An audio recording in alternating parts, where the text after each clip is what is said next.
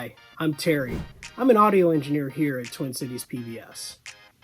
And I can hear you now asking the question, what's an audio engineer? And I can also hear you asking, what is that guy doing in that room with all that cool stuff? Well, part of my job as an audio engineer is to make sure that when you're watching television or clips on YouTube, that you can hear what the people are saying. Today we're going to talk about the connection between music and animals. And coming up in the next few minutes, you're going to see clips of animals, including bears, raptors, and tropical birds, and even a tiger. Now, as part of my job as a sound person, I was there at the Minnesota Zoo, along with the good folks at the Minnesota Orchestra, to talk about the connection between music and animals. It was a fun day. I had a great time. I learned a lot. There's a ton of surprises. It was also really cold, but we were ready for that. I was layered up. So sit back and relax, and we're going to learn about animals and music.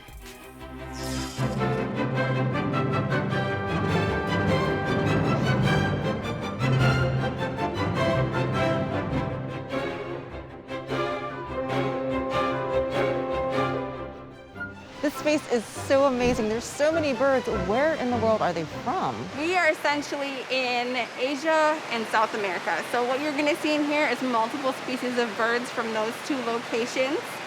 The temp in here is about 80 degrees, so it's very tropical and fun.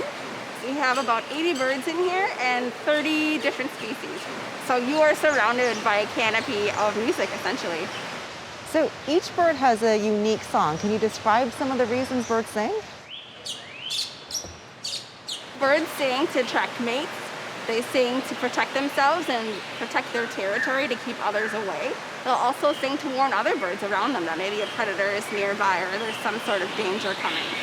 And so their songs are extremely complex, and they can have multiple songs of each species. Do you think they sing to show off or to... Absolutely. One of the number one reasons is to sing to show off, to say, I have the best voice, I have the best sounds, and many times a lot of dancing goes along with it. Each song is very unique to each bird. However, each bird can have multiple songs and multiple variations of those songs. So it's very complex. They have the ability to change tones and undulate simultaneously while changing pitches and notes. The songs are unique, but the sounds are unique too. Can you tell me a little bit about the different sounds that birds can make? We can get high-pitched sounds, low-pitched. Some birds sing more melodically. They have more of a sing-song. Otherwise, some are more of a grunt or a deep horn sound. It's so great to be here. It's like listening to a whole symphony of birds. So many composers were inspired by birdsong, including Antonio Vivaldi. Vivaldi imitated so many kinds of birdsong, chirping, twittering, and warbling. You'll hear these sounds played by our solo violin, Aaron Keefe, and also by our other violins, Felicity James and Peter McGuire. As you listen, I want you to think, what kind of bird do you picture making these sounds? What does it look like, and where does it live? Let's hear what Vivaldi gave us.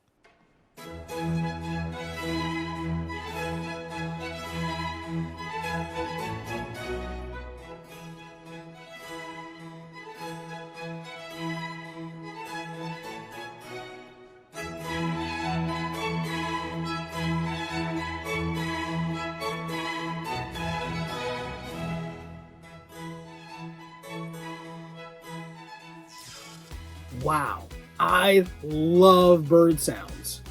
Well, I love all sounds, actually, but I really like bird sounds the best. Did you know that this weekend there's an international birding event? It's true, but what is birding, you ask?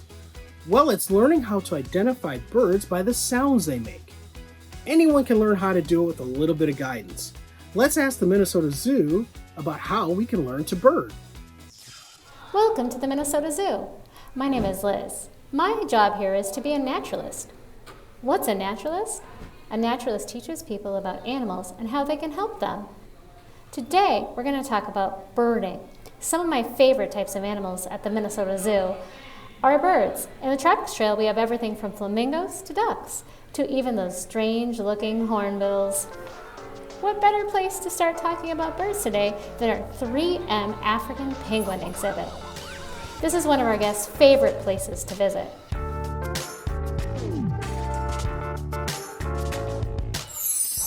But when we see a bird, how can we know what type of bird it is? That's my favorite part. It's like a mystery that we need to solve. There are some things you can look for when you're observing your birds that can help you figure out what type of bird it is, either in a bird book or on an app. The first thing you need to look at is the size and shape of your birds. Birds range from the very tiny hummingbird to the gigantic trumpeter swan. Knowing about its size and shape can really help you understand what the bird is.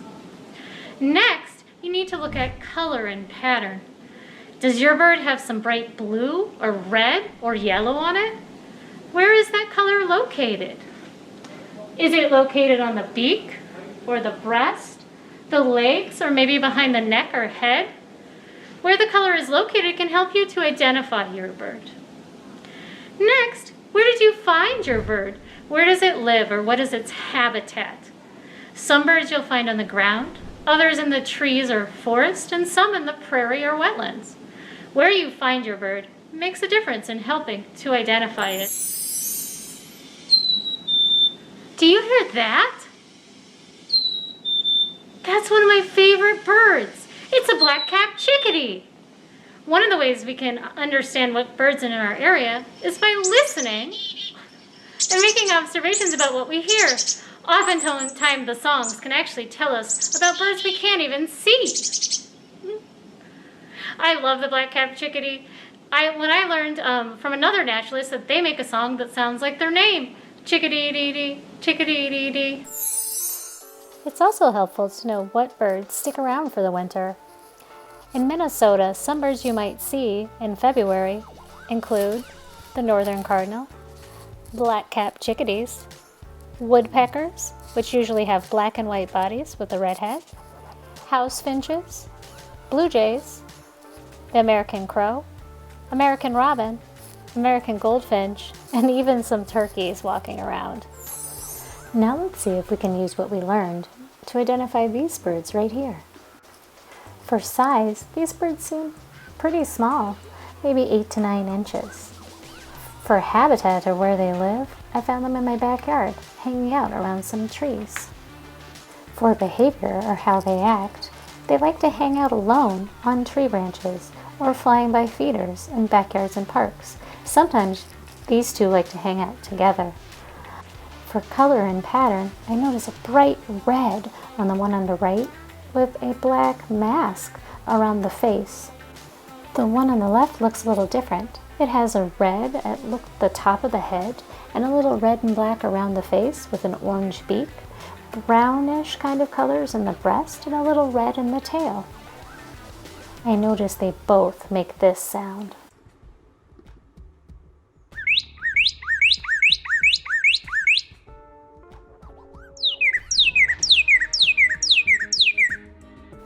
With all this information and this picture, we can now look at a book or put it into an app to learn what these birds are called. We find out when we do that these are northern cardinals. The bird on the right is the male, and the one on the left is the female. Sometimes birds can be different colors and of the same species. Great job, everyone!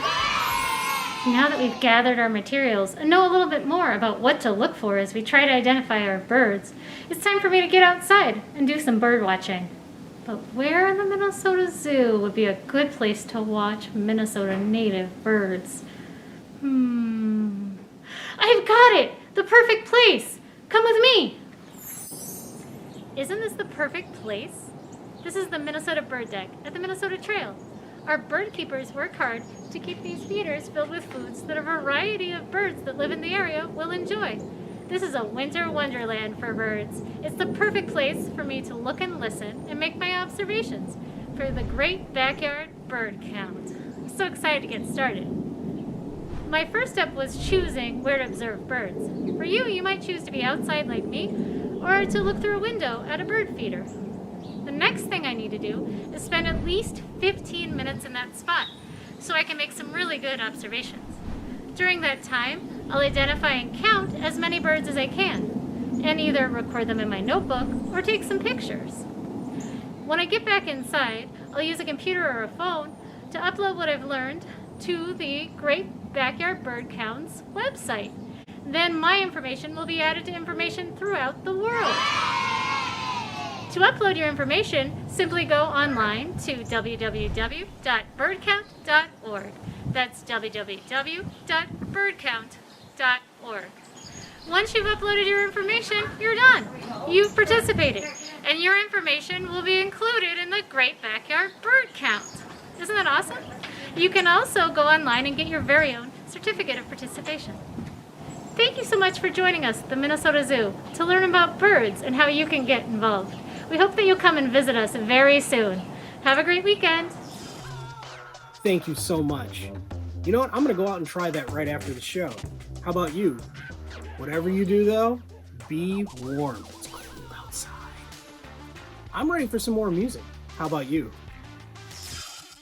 So we are standing in front of some grass. What is special about this area in the zoo? This time of year, it might not look that interesting, but there's a very good chance that there are endangered rusty-patched bumblebee queens dreaming under those grasses right now.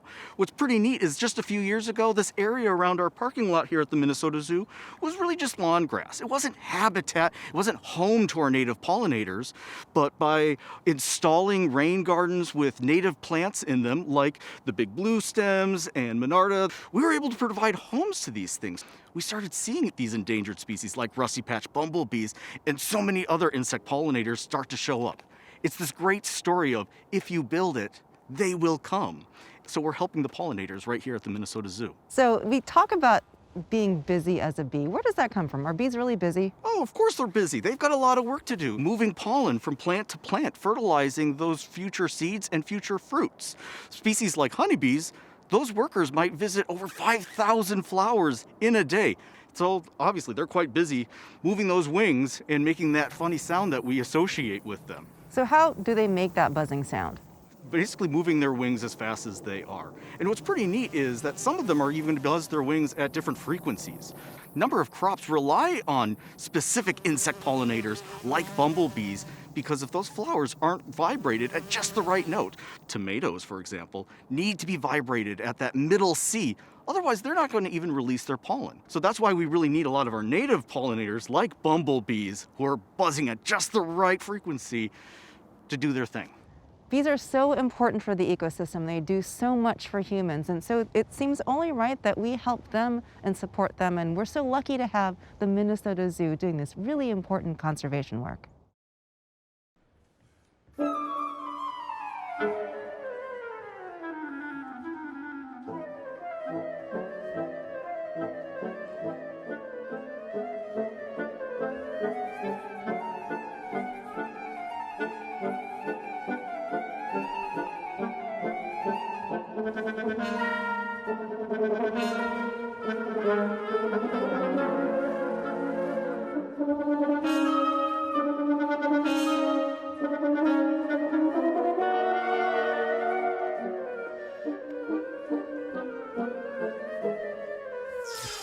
Wow, that music is so pretty and so much fun to dance to.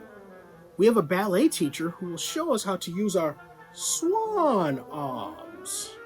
But first, let's make some Swan Arms out of crafts with KaMia. KaMia, take it away.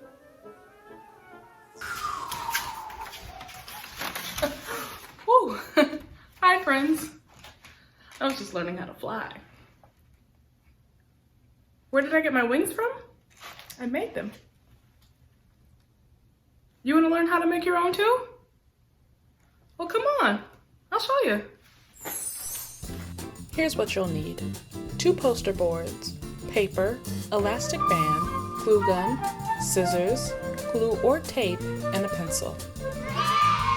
First, take your poster board and draw the shape of a wing the length of your arm. I did mine off camera. Next, using the first cutout, trace it onto the other poster board.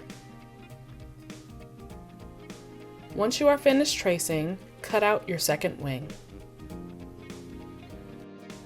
Now grab your elastic band and measure the top half of your arm. You'll want to end up with 4 bands total. Next, using the glue gun, glue the straps onto the poster board. You'll want to have a grown-up help you with this. Set aside the wings and now onto the feathers. Using your paper, cut out an oval shape with a slight point on one end. Repeat this until you have a good amount of feathers. Now, take a few feathers at a time and fold them lengthwise. This next part is optional, but I cut skinny triangles to give the feathers a little more dimension. For the last step, take your spray glue or tape and start laying your feathers on top of your wings. And ta-da! You now have bird wings. Okay, I have my Swan Arms ready. So, let's learn from the Ballet Co.Laboratory right here in Minnesota. Hi everyone, my name is Sage Engle-Laird and I'm a company artist with Ballet Co.Laboratory. Today I'm going to be teaching you some Swan Arms, and then we'll learn the beginning of the Dying Swan variation. After that, I'll invite you to come up with your own variation. So grab a family member and let's get started. Okay, starting with your swan arms, you're going to imagine that you're a swan with big wings. So you're going to flap them up and down, and flap up and down. And we don't want stiff arms, we want soft up and elbows down. And elbows up, big flap and down. And again, up and down. That's looking great. Now let's do small flaps and down. Just little flap and down, and little and down. And again, big flap and down, and big flap and down. Great work. Now let's learn a swan nuzzle. So you're going to imagine that you're a swan settling down beside the lake. So you're going to bring one arm up, pretend you're getting into bed, up against your pillow, and you're going to nuzzle and bring the arm down. And let's try again. Arm up, head to your pillow, and nuzzle and settle in. That looks great. Now we're going to learn the beginning of the Dying Swan variation. So get your swan arms ready. When you hear the music start, we're going to wait until the violin comes in. When you hear the violin, we're going to go little flap up and down, and up and down. Great job. Keep going. Up and down, up and down. One more. Up and down. Great job. Next part. You're going to come on up on your tiptoes, and we're going to boomerang. Good job. Now we're going to add our arms up and down. And can you turn up and down? Keep turning. And flap up and down and up and down. Great. Next part. Bring your arm up and we're going to nuzzle down. Good. And again, arm up and nuzzle down. And now you can do whatever small arms you want. And big arms or small arms. Great job. Let's try it with some music.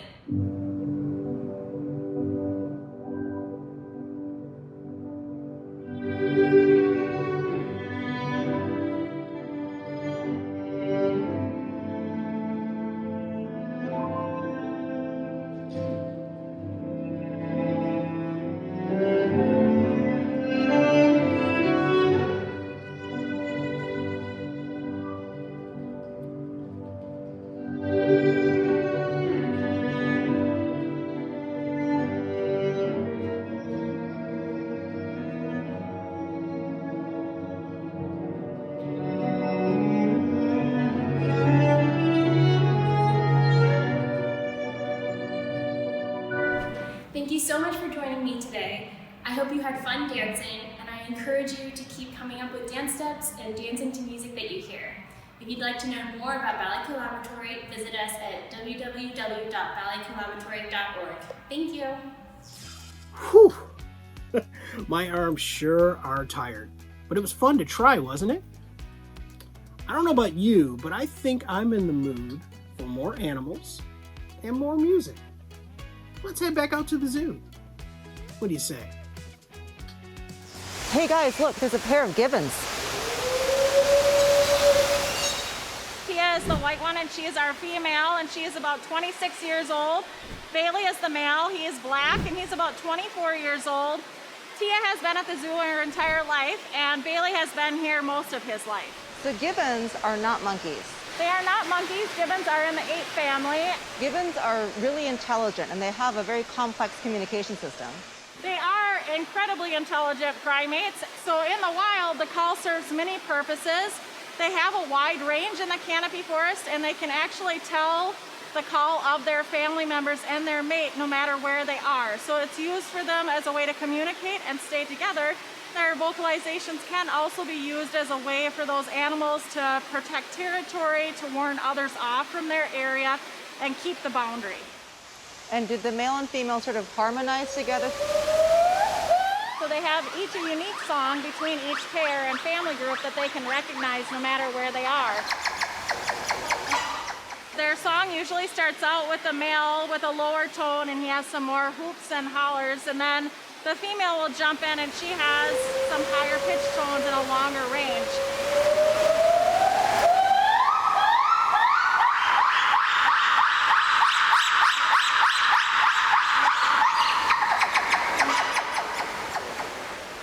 And they call back and forth, responding and harmonizing with each other, usually with the female reaching her peak tone, and then the male will end with his lower calls. They are very in sync. We were so lucky to hear them communicating to each other, and I think it's amazing how so many animals in the natural world harmonize together. You know, the gibbons make such unique sounds, and we were so lucky to hear them live at the zoo, and they really are that loud. It's amazing. Now, I don't know of a composer who has written anything that imitates the calls of a gibbon, at least not on purpose, but I know a lot of composers have written for solo instruments that have dialogues with each other, like the gibbons do. As you listen, I want you to think about what these instruments might be saying as they talk to each other and to the orchestra. Let's listen in on this musical conversation.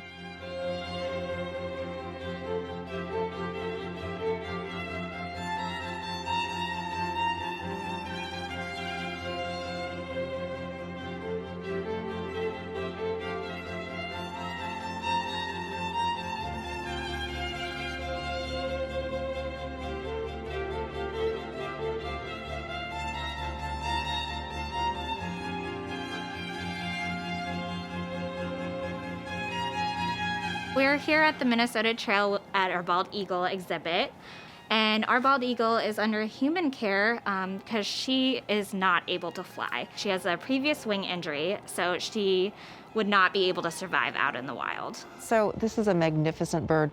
The bald eagles are some of the biggest birds in the world.